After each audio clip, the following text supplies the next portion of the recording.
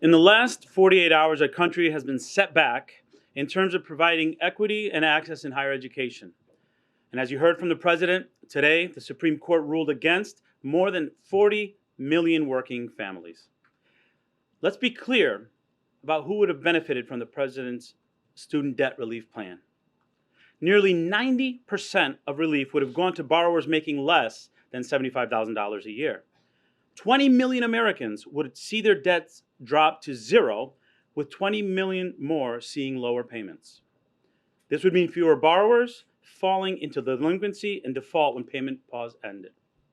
We're not talking about the millionaires who benefited from the billions in tax giveaways a few years ago.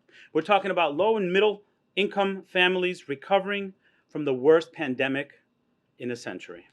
I strongly disagree with the court's decision here. So today, I want to assure our students, our borrowers, and families across America, our fight is not over. We're taking action. The president, the vice president, and I have put borrowers first from day one.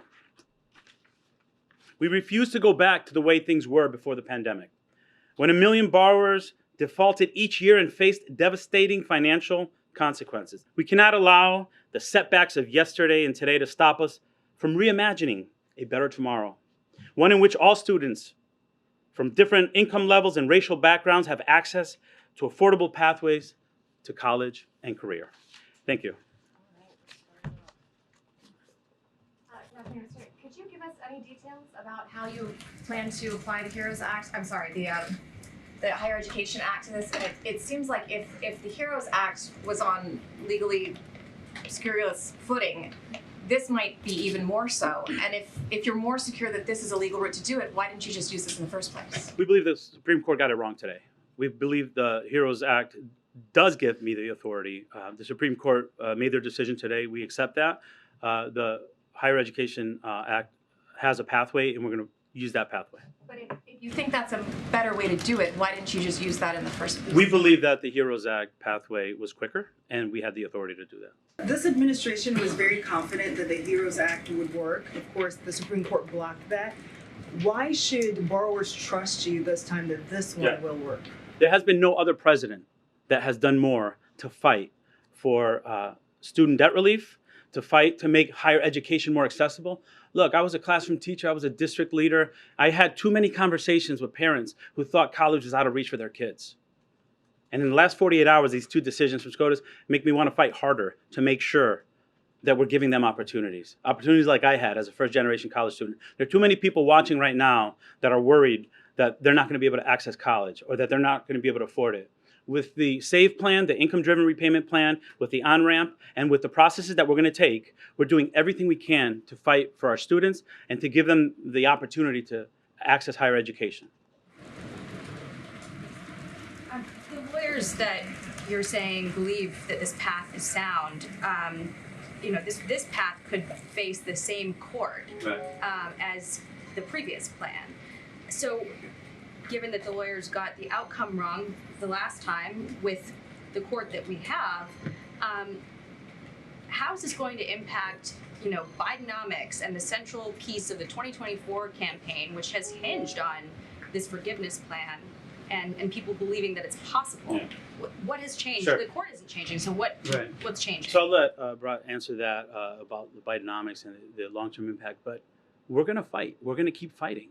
And there were many other legal scholars that believe we had the authority under the HEROES Act. I mean, the HEROES Act makes it pretty clear. I have the authority to modify or waive.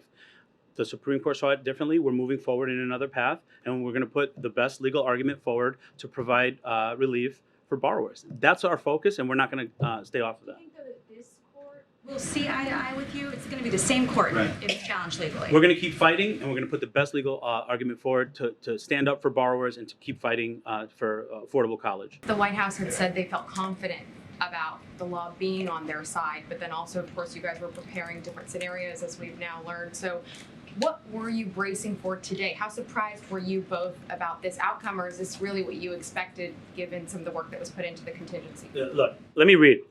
The Secretary has the right to waive or modify any statutory or regulatory provision in the form deemed appropriate by the Secretary to offset national emergency. That was the legal authority. What I want to remind folks is we got a decision from SCOTUS. I think it's the wrong decision. 43 million people were waiting for some relief, like some others have gotten in the form of PPP loan forgiveness. That didn't happen. Within hours, we started the regulatory process. We're not going to stop fighting. This president's been very clear. The vice president's been very clear. We're going to put borrowers first. We're going to put students first. And someone made reference to when the president asked folks to go online. Public service loan forgiveness went from 7,000 people from 2017 to 2021. We're at 600,000 people now in 2 years. We're fighting for students. We're fighting for access, for higher education. We're going to continue to do that. And we're going to do that. We're going to do that based on a legal footing. We recognize that this decision today, we had to really very carefully to make sure we know which path we're going to go forward. But the bottom line is the president is going to continue to fight. We're going to continue to fight. Higher education should be accessible to more people, and that's what we're going to be fighting for.